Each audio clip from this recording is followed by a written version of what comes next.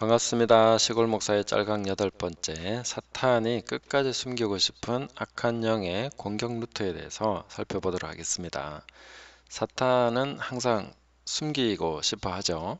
우리에게 들키면 거의 사탄의 계계가 먹히지 않습니다. 그런데 그 끝까지 잘 숨겨오고 있고 지금도 그러는데, 이런 것에 대해서 우리가 성경을 통해서 알아내고 또 그것을 우리가 잘 배워서 적용하면 이 악한 영의 공격 루트를 통해서 우리가 해를 입지 않고 오히려 승리할 수 있는 그런 지혜를 얻게 되리라고 믿습니다. 자, 베드로가 사탄의 공격을 받았죠. 근데 자기는 사탄의 공격을 받았는지도 몰랐죠. 사탄에게 쓰임을 받았는데 오히려 자기는 정말 하나님 앞에 확신을 가지고 있었다고 생각이 됩니다. 마태복음 16장을 우리가 살펴볼 것인데 꼼꼼히 다 살펴보질 못하지만 중요한 부분 보면서 베드로가 어떤 상태에 있었는가. 베드로는 굉장한 확신을 가지고 주님을 그렇게 하면 안 된다고 그랬죠. 근데 자기도 모르는 사이에 사탄의 도구로 쓰임을 받게 됐습니다. 오늘날 사탄은 또 많은 선한 의도를 가진 베드로처럼 정말 좋은 뜻으로 그렇게 말하고 행동하는데 뭔가 강력하게 제지하기도 하고 추진하기도 하고 뭔가를 하는데 그런 것이 사탄의 도구로 쓰임 받을 때가 종종 있다는 것이죠. 굉장히 많은 경우 선한 의도를 가진 사람들을 자신의 도구로 사용합니다. 대개는 자신이 사탄에게 쓰임을 받고 있다는 사실조차 알지 못하고 시간이 지나면 알게 되느냐? 그렇지 않다는 거죠. 시간이 지나도 모르더라는 거죠. 그래서 결국 사탄에게 당하고도 하나님께 탓을 돌리고 끝까지 뭐가 잘못된 것인지 알지 못할 수도 있습니다. 지금도 아니 우리에게 왜 이런 일이 일어났을까? 하나님이 왜 우리에게 이렇게 하셨을까? 하는데 하나님이 아니고 사탄이 그렇게 한 것이죠. 그런 부분들을 분별하려면 어떻게 해야 되나? 우리 마태복음 16장으로 들어가서 함께 살펴보도록 하겠습니다. 예수께서 돌이키시며 베드로에게 이르시되 사탄아 내 뒤로 물러가라. 너는 나를 넘어지게 하는 자로다. 네가 하나님의 일을 생각하지 아니하고 도리어 사람의 일을 생각하는도다. 예수님은 정확하게 베드로가 지금 사탄에게 쓰임받고 있다. 아니 직접 사탄이 베드로를 통해서 말하고 있다는 것을 아셨습니다. 근데 대개의 경우 이렇게 분별이 안 되죠. 사탄아 내 뒤로 물러가라 하기보다는 서로 옳다는 주장을 내세우면서 누가 옳으냐 하는 그런 공방으로 넘어갈 가능성이 많습니다. 예수님은 사탄을 정확하게 분별하셨습니다. 근데 지금 우리는 베드로처럼 하는 사람이 있으면 예수님이 계시면 이렇게 딱 얘기하면 베드로도 움찔하고 예수님이니까 그 더 이상 어떻게 하지 못하겠죠. 그런데 우리 입장에서 당신 지금 사탄에게 쓰임받고 있어. 만약에 이런 식으로 얘기한다면은 누가 받아들이겠습니까? 오히려 그렇게 말하는 사람을 다시 공격하게 되겠죠. 서로 싸움이 일어난다는 거죠. 자, 그래서 우리가 예수님의 분별을 배워야 되겠다. 그래서 사탄의 계기를 분별할 수 있다 하는 것입니다. 이게 두 가지 중요한 통찰 우리가 함께 살펴보려고 합니다. 뒤에 빨간 글씨로 제가 이렇게 체크를 하면서 함께 보도록 하겠습니다. 자, 베드로는 성령의 역사를 받았죠. 아버지께서 보내주신 성령으로 말미암아 예수님을 그리스도시요 살아계신 하나님의 아들이십니다. 정말 놀라운 신앙 고백을 했죠. 그래서 예수님은 하나님의 성령께서 베드로에게 일하시는 것을 보셨습니다. 근데 그 축복의 통로, 하나님께서 아버지께서 부어주시는 그 축복의 통로를 경유해서 사탄이 따라 들어왔다. 이렇게 우리가 볼 수 있다는 것입니다. 자, 이 부분 한번 보겠습니다. 예수님께서 대답하여 이르시되 바요나 시몬아 내가 복이 있도다. 이를 내게 알게 하니는 혈육이 아니요 하늘에 계신 내 아버지시니라. 자, 이를 내게 알게 하니는 혈육이 아니다. 베드로의 피와 살, 그게 아니다. 그러니까 베드로의 대답에는 아버지께서 보내신 성령의 일하심이 역력했고 성령이 아니고는 절대로 알 수 없는 예수님이 그리스도 되심, 그리고 하나님의 아들 되심을 알아봤다는 거죠. 이거는 베드로의 일이 아니라 하나님의 일이었다 하는 것을 분명하게 예수님은 보셨고, 그래서 베드로를 심히 축복하십니다. 엄청 축복하시죠. 그리고 정말 대단하게 그렇게 베드로를 세워주시고 하나님이 하시는 일을 그 토대로 삼으시는 것을 볼 수 있는데, 사탄이 베드로에게 들어온 통로 역시 복이 들어온 통로와 다른 게 아니라는 거죠. 이 성령이 역사하시는 그 통로로 사탄도 슬쩍 따라 들어오는 그런 걸 볼 수 있다는 것입니다. 그러니까 자동차가 지나가면 자동차만 가는 게 아니죠. 그 뒤에 먼지가 샥 따라서 일어나면서 가는 것을 볼 수 있습니다. 그런 것과 비슷하다. 그리고 성령이 일하실 때 반드시 사탄도 일을 하죠. 놀고 있지 않습니다. 그죠? 자, 베드로는 자신이 성령을 통해서 예수님을 알게 되었다는 확증을 주님으로부터 받았습니다. 자기 스스로 와, 내가 뭐 성령 받았나 봐, 이런 그 추측이 아니라 예수님이 직접 너에게 지금 아버지께서 역사하고 계신다, 그것을 확인시켜 주셨죠. 이거보다 더 정확한 게 어디 있습니까? 내 스스로 생각한 것도 아니고 예수님이 확인시켜 준 거죠. 오히려 베드로는 성령께서 자기에게 일하고 계시다는 것을 잘 몰랐을 것입니다. 자기는 인지하지 못했는데 예수님께서 이게 아버지께서 지금 너에게 알게 하신 것이다, 그걸 말씀해 주시니까 얼마나 기분이 좋았겠습니까? 진짜 저는 좋았을 거라고 생각합니다. 그리고 그때 이제 베드로는 이런 식으로 이제 그 마음 속에서 뭔가가 생각이 되겠죠. 하나님께서 주신 은혜, 성령의 역사가 지금 내 마음과 생각에서 구체적인 깨달음을 형성했습니다. 그래서 내 눈앞에 있는 예수님을 보면서 이분이 그리스도십니다, 하나님의 아들이십니다, 이것을 고백할 수 있었다는 거죠. 야, 굉장히 역사적인 고백이고 주님께서 인정하시면서 너무 좋아하시는 거 보면서 진짜 흥분할 수밖에 없죠. 근데 기쁘고 감사하고 뭐 진짜 이거는 인간으로서 당연한 거 아니겠습니까? 근데 그때 잠깐 이제 살짝 안심이 되죠. 이런 부분이 있습니다. 그러니까 성령님이 일하시니까 이제 안심이 된다는 거죠. 근데 우리가 막 하나님의 임재 안에서 마귀는 물러가네, 막 이렇게 생각할 수 있는데, 하나님의 임재가 있다고 해서 마귀가 저절로 물러가는 거 아니다. 우리가 대적해야 물러가죠. 하나님께 순복하라, 마귀를 대적하라, 그리하면 너희를 피하리라, 이렇게 되는데, 우리는 하나님의 임재가 있으면, 성령이 강하게 역사하시면 마귀는 못할 거라고, 아무것도 못할 거라고 생각합니다. 그건 아니라는 거죠.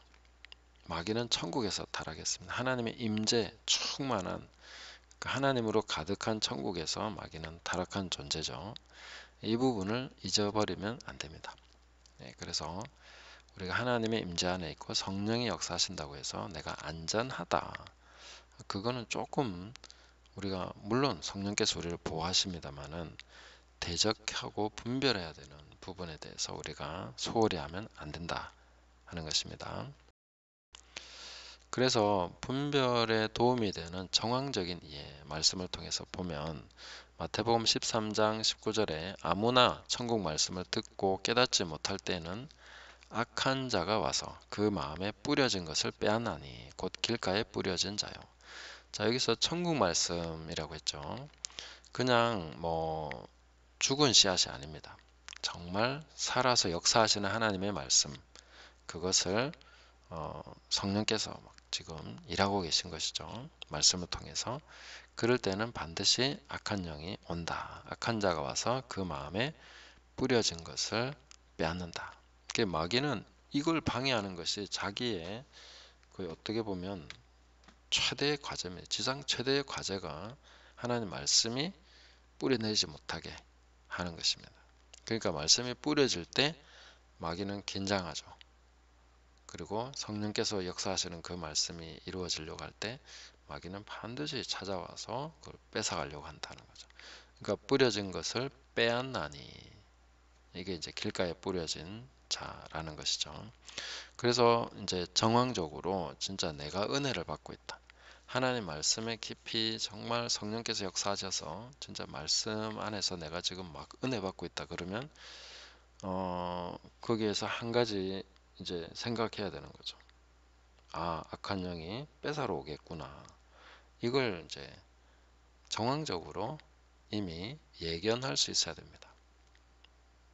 네, 그것이 예수님 말씀하신 거기 때문에 우리가 상식으로는 아니 성령이 역사하시는데 설마 마귀가 뭐 어찌할 수 있겠나 이래 생각하지만 그게 아니라는 거죠. 성령이 역사하실수록 마귀는 더 그걸 뺏어가려고 온다. 성령님이 뭔가 우리에게 주시면 마귀는 그걸 뺏어가는 도둑놈이죠. 그렇게 온다 하는 것을 이미 예견을 해야 된다. 그 상황에 딱 처했을 때 긴장해야 되는 거죠. 마귀가 오겠구나, 뺏어가려고 오겠구나, 이걸 알아야 된다는 것입니다. 그리고 뭔가 다른 게 따라 들어올 수 있다 하는 것에 대해서 항상 생각하고 있어야 된다는 것이죠.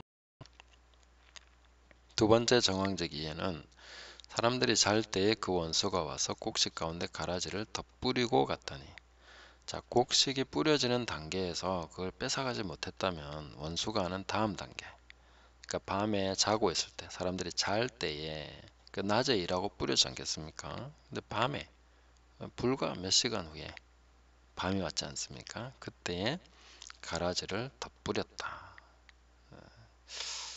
네, 그렇습니다. 가라지는 곡식과 구분이 안 됩니다. 진짜 정말 구분이 안 됩니다. 정말 비슷하지만 성령과 말씀의 역사가 아닌 것이 섞여서 나타나게 됩니다. 네. 그래서 사람들이 이제 여기 보면 근데 가라지를 덧뿌리고 갔다 하면서 이렇게 우리는 곡식을 뿌렸는데 왜 가라지가 났습니까? 하고 이제 일꾼들이 와서 물어보죠. 원수가 이렇게 했구나. 그렇다면 일꾼들이 일단 가라지와 곡식을 구분한 거는 맞지 않습니까? 그죠? 가라지 같은 게 지금 보인다는 거죠. 근데 예수님은 뭐라고 하십니까? 뽑지 마라. 가라지를 뽑다가 곡식까지 뽑을까 염려다. 네. 사실 농사 짓는 사람은 이해가 안 되는 말씀이죠. 가라지는 반드시 뽑아야 되는 건데 잡초 제거가 얼마나 중요한데 주님은 그거 뽑지 마라. 왜냐하면 구분 못한다. 그러니까 우리는 구분을 못한다고 생각해야 됩니다. 주님이 말씀하신 것처럼 구분을 못합니다. 근데 많은 사람들이 자기는 구분할 수 있다라고 생각하는 것 같습니다. 그게 착각입니다. 왜냐하면 주님이 가라지 뽑다가 곡식 뽑을까 염려하니까 뽑지 말라고 하시는데 엄청나게 많은 분들이 가라지 뽑는데 열중합니다. 그렇죠. 당연히 상식적으로 가라지를 뽑아야 되는 게 맞습니다. 근데 주님이 하지 말라고 하셨지 않습니까? 우리는 상식을 따라야 되겠습니까? 주님의 말씀대로 해야 되겠습니까? 말씀대로 안 하면 내가 분별하고 있다는 그 착각 속에서 엄청나게 사탄의 도구로 쓰임을 받게 되는 것이죠. 자, 그래서 구분할 수 있다는 착각 때문에 많은 분들이 실수를 하게 됩니다. 사탄의 음성과 성령의 음성을 들을 때 구분할 수 있을 것이다 라고 생각합니다. 근데 그것을 구분할 수 없다는 것입니다. 이게 사실 어떻게 보면 여기 이렇게 되면 굉장히 절망적이죠. 그래서 어떤 분들은 이렇게 이야기하면 사탄의 음성은 막 양철 꺾는 것 같고 우리 심령이 끓기고 그래서 뭔가 아니라는 게 확실히 느껴져. 이렇게 얘기하는 분도 있죠. 또 혹은 불안과 초조함을 이렇게 막 유발하고 조장하고 그런 거는 성령의 음성이 아니고 사탄의 음성이다. 이렇게 이제 얘기하기도 하고, 그런 것이 과연 성령의 음성을 구분하는 게 맞을까요? 또 어떤 분들은 먼저 오는 게 하나님의 음성이다. 또 어떤 분들은 오른쪽으로 오는 게 하나님의 음성이다. 어떤 분들은 또 내면의 깊은 곳에서 올라오는 것이 하나님의 음성이다. 그런 것으로 이제 구분하려고 하는 거죠. 느낌, 경험, 패턴 뭐 이런 것으로. 그러나 그것은 반드시 실패하게 됩니다. 그런 것으로서 하려고 하면 안 된다. 일단 참고는 해보십시오. 뭐 그렇게 가르치는 분들이 있으니까 참고는 하시지만 내가 구분할 수 있다. 그걸로서 뭔가 구분할 수 있다라고 생각하는 것은 버리셔야 된다. 그거는 아니다 하는 것입니다. 그것은 오직 열매로만 구분이 됩니다. 혹은 열매가 맺어지는 방향으로 인도하는 말씀이죠. 그래서 십자가를 지고 가도록 하고 자기를 부인하도록 하는 말씀, 그런 인도하심. 그래서 자기 눈에 들보를 먼저 보도록 말씀을 인도하시는 분, 우리를 자유케 하고 막 이런 그 성경에서 명백하게 보여주시는 그 성령의 열매가 있지 않습니까? 사랑과 희락과 화평과 온유와 절제, 뭐 이렇게 쭉 9가지 열매. 이런 부분들이 이제 가장 중요한 구분점이 될 수 있는 거죠. 열매로만 구분이 됩니다. 그러니까 처음부터 내가 들을 때 이건 성령의 음성, 이건 악령의 음성, 이렇게 구분할 수 있을 거라는 착각을 하면 안 된다. 물론 우리는 구분하려고 노력해야죠. 당연히. 그러나 그것은 계속 하나님을 알아가고 성장해가는 과정 속에서 점차적으로 구분이 돼갑니다. 하나님과 나 사이에서 신뢰가 점점 더 쌓여가고 하나님 나를 인도하시는 그런 과정 속에서 나의 부르심과 이런 것들을 좀 더 알아가는, 그리고 계속 하나님을 알아가는 과정 속에서 분별력이 쌓이게 됩니다. 근데 이거는 누군가에게 전수해 주기가 굉장히 어렵습니다. 그거는 가르쳐 주기가 굉장히 어려워요. 근데 그걸 어떤 방법론적으로 얘기해 주면 상당히 많이 좀 헷갈릴 수 있습니다. 그래서 참고는 하시되 그걸 절대적으로 신뢰하지는 마시고 오직 열매로만 구분된다. 그래서 내가 여러 가지 정황적으로 전부 다 하나님의 음성이라고 믿고 따라갔는데 성령의 열매, 영의 열매가 잘못된 방향으로 가고 있으면 그 아니라고 분별해야죠. 열매가 아니면 아닌 것입니다. 열매는 명확하게 드러납니다. 그렇게 보셔야 된다는 것입니다. 그래서 마귀의 도구로 전락하지 않으려면 예수님의 분별 가져야 되겠죠. 자, 그것은 예수님과 우리가 똑같이 과정적으로 똑같을 수는 없습니다. 왜냐하면 출발점이 다르거든요. 우리는 죄인이고 완전 마귀의 종이었다가 그렇게 다시 돌아온 탕자와 같고, 예수님은 성령으로 잉태되어서 죄와 상관없이 태어나셨죠. 하나님이시고 우리도 물론 이제 성령을 받았기 때문에 예수님과 같은 분별을 가질 수 있기는 하지만 출발점이 다르기 때문에 배우는 과정도 다르다. 이런 부분은 좀 이해를 해야 되겠죠. 자, 그래서 제일 먼저 자기 분별, 자기 눈에 들보를 먼저 보려 해야 된다. 그것을 뽑는 일을 우선적으로. 그렇게 하면서 내 속에서부터 그것이 계속 경험돼야 됩니다. 내 생각의 패턴, 어떤 식으로 내가 하나님 앞에서 반응하고 어떤 문제에 대해서 반응하는 그런 걸 이제 들보를 통해서 그런 거 하나씩 하나씩 분별력이 자라가야 되는 것이죠. 그리고 그런 것들이 이제 통찰이 되면서 연습이 되면은 마귀의 역사가 조금씩 이게 보이기 시작합니다. 감지되는 것이죠. 물론 하나님의 역사도 잘 보입니다. 그래서 마음이 청결한 자는 하나님을 볼 것이다.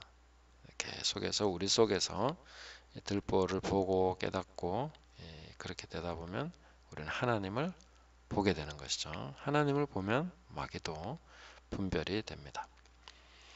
자, 이 과정이 이제 굉장히 중요한 과정이고, 또 하나의 과정은 이제 열매를 역추적하는 것입니다. 열매가 안 좋으면 역추적해서 내가 그때 하나님 뜻이라고 생각했는데 아니었구나. 이런 식으로 이제 가져야 되는 거죠. 열매가 좋으면 그때 좀 긴가민가 애매했지만 그것이 하나님께서 인도하신 것이 맞구나. 이렇게 이제 역추적하는 분별법도 우리가 연습을 계속 해야죠. 그러면 이제 이게 역사를 통해서 배운다는 것처럼 우리가 그런 과정 속에서 성령께서 나를 인도하시는 것에 대해서 이제 좀 더 배우게 되는 것이죠. 그래서 정당성, 명분, 다수 의견 이런 식으로 가면 굉장히 잘못됩니다. 네. 정당한 걸 하면서 엄청난 잘못을 하게 되죠. 그 당시에 그 일을 하는 사람들, 우리가 굉장히 많은 그 문제를 일으키는 그런 분들 보면 다 정당합니다. 본인이 생각할 때는 옳은 것입니다. 명분이 뚜렷합니다. 네. 그리고 다수가 지지할 수도 있습니다. 네. 혼자서는 하기 힘들죠. 그렇지만 그렇게 해서 뭔가를 하면은 이제 진짜 돌이키기 어렵습니다. 누구의 말도 안 듣거든요. 정당하니까. 명분이 있으니까 하지 말라고 해도 계속 합니다. 문제가 커지죠. 그리고 그 문제가 커지는 것을 개의치 않습니다. 왜냐하면 자기는 너무 정당하기 때문에 이런 식으로 가게 된다는 것이죠. 그래서 마귀의 도구로 전락하지 않기 위해서 우리 예수님의 분별 연습하고 깨달아 가야 된다. 이런 부분들을 좀 보면 좋겠습니다. 뒤에 가서 전체적으로 한 번 더 정리를 합니다. 자, 그리고 이제 생각의 영역에서 일어나는 일을 봐야 되는데 예수님께서 베드로에게 네가 하나님의 일을 생각하지 않고 도리어 사람의 일을 생각한다. 그래서 너가 사탄이다 하는 거죠. 어떻게 해서 사람의 일을 생각하게 됐나? 그 과정. 네. 그래서 뭐 일이라는 것이 뭐 워크로 되어 있는 것이 아니라 그냥 대명사입니다. 하나님의 것, 사람의 것. 생각한다는 어떤 거기에다 마음을 둔다 이런 쪽으로 단어가 되어 있는데 이 베드로가 이제 신앙 고백을 하고 엄청 칭찬을 받았지 않습니까? 천국 열쇠도 받고 또 너는 베드로다. 여기에 내 교회를 세우겠다. 이렇게 하시니까 진짜 너무너무 베드로도 기뻤고 감사하고 하나님 역사라고 하니까 얼마나 감동이 됐겠습니까?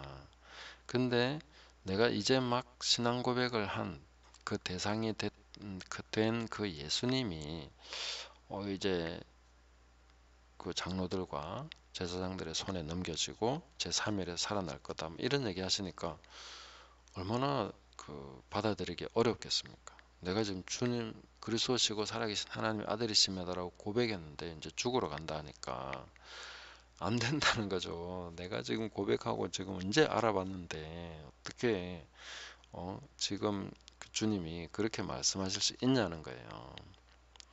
그러니까 이 아브라함의 딜레마와도 비슷하다고 볼 수 있습니다. 아브라함에게는 이삭이 약속의 자녀죠. 하나님이 은혜로 약속으로 받은 자녀가 이삭입니다. 그냥 태어난 게 아니지 않습니까?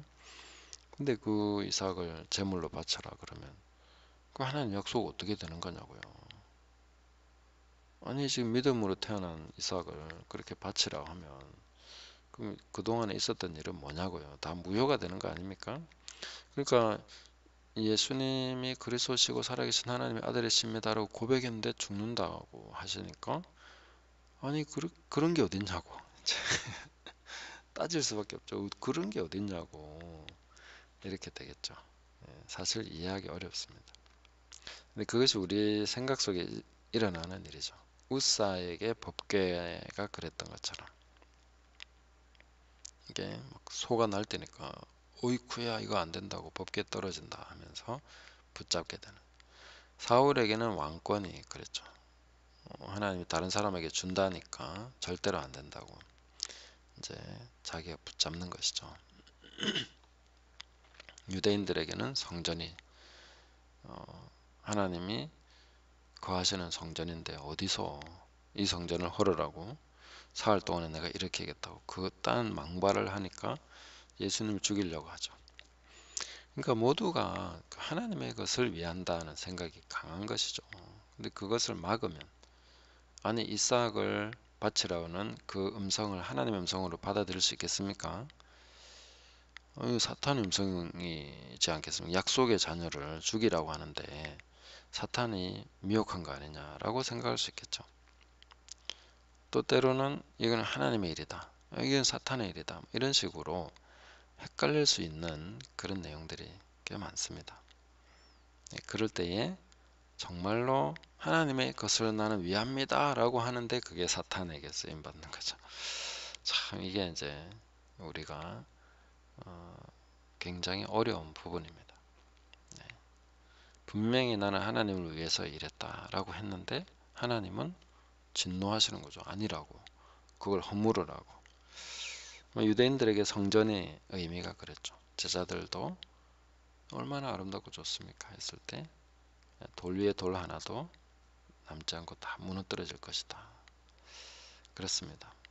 그러니까 베드로의 마음속에서 일어났던 것도, 내가 예수님을 지금 고백했는데, 주는 그리스도시라고 하나님의 아들이시다라고 고백했는데 죽으러 가신다, 그런 게 어딨냐고.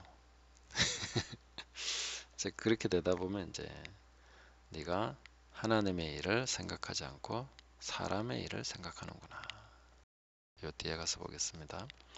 그러니까 메시아를 알아본 나의 안목, 성령님이 역사하시는 나, 주님께서 칭찬하시고 복 주시는 나, 이 교회를 세우신다는 베드로가 된 나, 천국 열쇠까지 받은 나, 이런 내가 이제 이렇게 진짜 너무너무 확고한 확신 속에 서게 됐는데 어느새 사탄의 도구가 돼 있다는 거죠.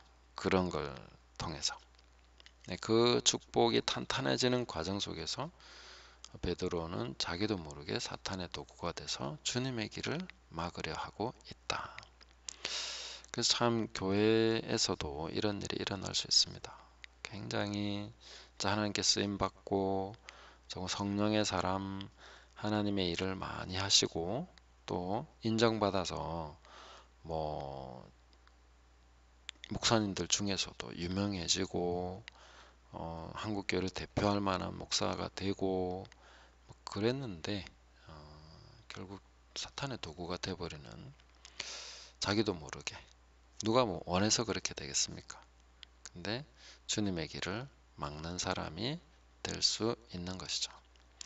그래서 사탄은 언제나 옳은 사람, 정당한 사람, 정의로운 사람, 은혜 받은 자, 능력 받은 사람, 인정받은 사람, 성령 받은 사람을 자신의 도구로 사용해 왔음을 결코 들키고 싶어 하지 않습니다. 그게 바로 사람의 일을 생각하는, 그것이 바로 사탄이, 악한 영이 공격하는 루트다. 그래서 하나님의 말씀이 가장 치욕을 받는 경우는 하나님 말씀을 인용하고 자주 들먹이는 사람들을 통해서죠. 교회가 가장 강력하게 무너질 수 있는 것은 교회의 지도자나 인정받는 사람, 광범위하게 영향력을 행사할 수 있는 사람을 통해서 무너지게 되죠. 그러니까 사탄은 항상 사람을 씁니다. 하나님께서도 사람을 사용하시지만 사탄은 변질시키는 거에 능하죠. 그래서 하나님 주신 능력, 은사, 뭐 정의로운 마음, 정당함, 옳음을 추구하고 그것을 그렇게 살고 싶은 그런 마음을 통해서 오히려 사탄은 그걸 도구로 사용한다. 그것이 바로 악한 영이 공격하는 루트라는 것이죠. 내가 옳다 하는, 내가 정당하다, 정의롭다, 나 은혜 받았어, 능력 받았어, 나 인정받은 사람이야. 그 사람이 아니라 주님께 인정받았다니까. 그런 거. 성령 받은 사람. 성령이 하늘에 계신 내 아버지께서 너에게 알게 해주신 것이다. 그 사람이 인정했냐? 아니, 주님이 인정했습니다. 그런데도 베드로는 그것이 오히려 공격 루트가 돼서 사탄의 도구가 되어버렸죠. 아니, 사탄 그 자신이 되어버렸죠. 그 바로 사탄이 된, 그 사탄은 내 뒤로 물러가라, 예수님이 그렇게 말씀하신 것입니다. 사람의 일을 네가 생각했구나. 그렇죠? 제가 적은 거 보면 옳은 사람, 정당한 사람, 정의로운 사람, 은혜 받은 사람, 능력 받은 사람, 인정받은 사람, 성령 받은 사람의 일을 생각한 것입니다. 예, 내가 바로 그런 사람이야 라고 하는 생각 속에서 주님이 하시는 말씀이 이해가 안 된다. 왜 그러시냐고, 하지 마시라고 그렇게 얘기하게 되는 것입니다. 그게 바로 사탄인 것이죠. 사탄이 바로 그런 존재라는 것입니다. 자, 정리해 보겠습니다. 성령께서 일하실 때 악한 영도 가라지를 덧부린다. 그 축복의 통로를 통해서 악한 영도 따라 들어온다. 현실적으로 성령과 악한 영은 구분하지 못한다. 오직 열매로만 분별할 수 있습니다. 그리고 자신의 눈에 들보를 먼저 보고 뽑는 과정을 분별력을 키워줄 수 있습니다. 그리고 내가 옳다는 자기 확신이 강하면 사탄의 도구가 됩니다. 사탄의 공격 루트는 옳음입니다. 틀림이 아니고 옳음이다. 죄가 아니고 의라는 것입니다. 불의가 아니고 정의라는 것입니다. 정의를 통해서 공격한다는 거죠. 그리고 그래서 자기 확신의 반대말은 바로 온유함이다. 온유함은 길들여지고 끌려가고 늙어서는 네 팔을 벌리리니 사람들이 네가 원하지 않는 곳으로 너를 끌고 갈 것이다. 내가 원하지 않는 곳으로 끌려가는 온유함이 있어야 사탄의 도구를 면할 수 있습니다. 그리고 주님께 배워야 되죠. 겸손히 주님께 배우면 됩니다. 자, 그래서 이 부분에서 사탄의 공격 루트를 확인을 하셨다면은 아마 교회사나 지금 현재 주변에서 일어나는 일들을 봐도 이 공격 루트는 아직도 들키지 않고 잘 쓰고 있구나 하는 것을 알게 됩니다. 혹시 다른 사람은 몰라도 내 자신이, 우리 자신이 이런 공격을 받아서 사탄의 도구로 쓰임받고 있지 않는가, 이런 부분을 점검하고 깨닫고 내 눈에 들보를 먼저 보고 먼저 뽑는 저와 여러분 되시기를, 그리고 주님의 온유함을 배우고 주님의 겸손을 배워서 사탄의 도구가 아닌 주님의 도구, 의의 무기로서, 의의 일꾼으로서 쓰임받는 저와 여러분 되시기를 예수님의 이름으로 축복합니다.